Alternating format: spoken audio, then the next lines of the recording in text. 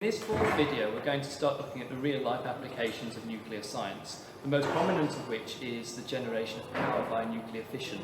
At the minute, this generates 20% of the UK's current national output. We're going to take a look at the basics of fission and how it works and how this is implemented in a nuclear power station. Okay, before we can understand how we generate electricity in nuclear power stations, we'll need to get to grips with a few technical terms first. Okay, the first term we need to be familiar with is nuclear fission.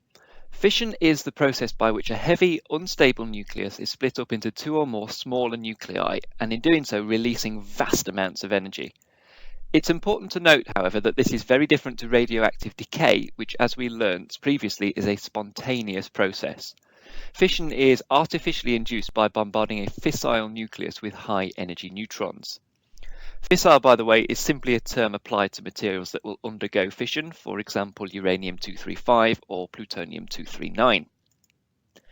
The critical mass is the minimum mass of fissile material that will undergo fission, and we're going to talk more about that on the next slide.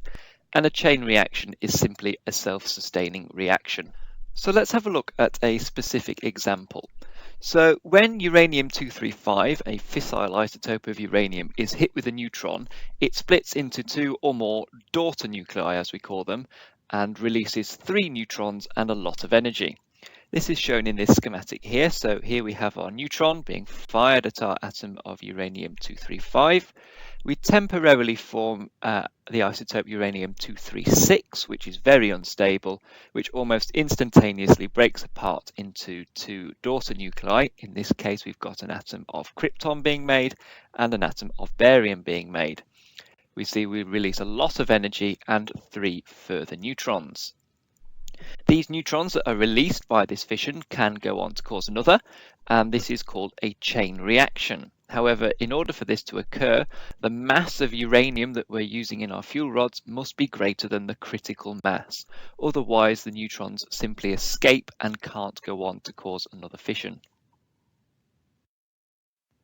So nuclear power is fairly commonplace, with in 2014 11% of global electricity produced from fission power stations, and in the UK it's accounting for around 20% of the total electricity supply.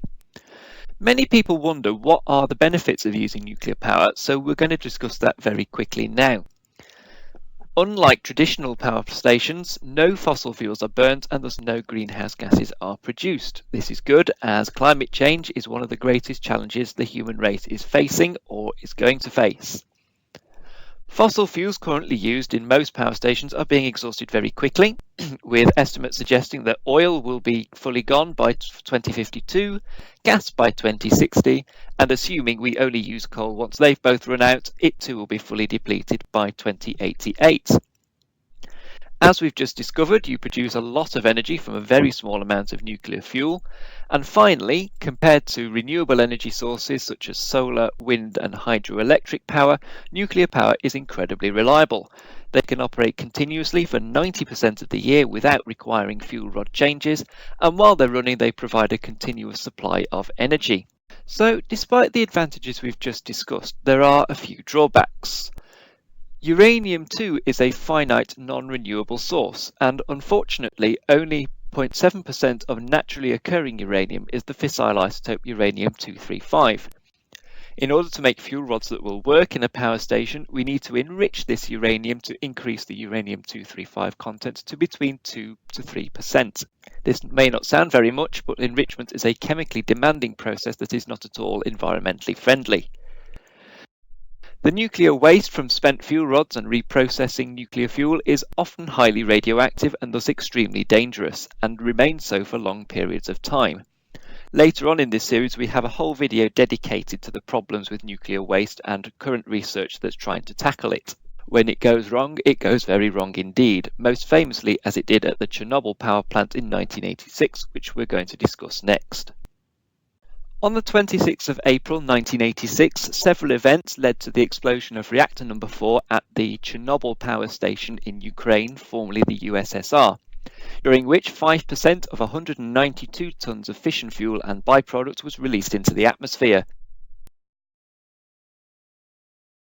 Ignition of 1,200 tons of graphite casing released even more radiation subsequently. This resulted in 2 immediate deaths and loss of 28 lives from acute radiation poisoning, though the exact number of fatalities is unknown as the effects of lower dose radiation are long-term.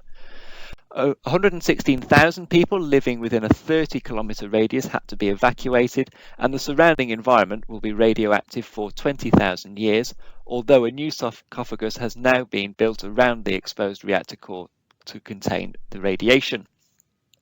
In the next video, we're going to look at how potentially dangerous radiation water crisis, the food industry, and in medicine.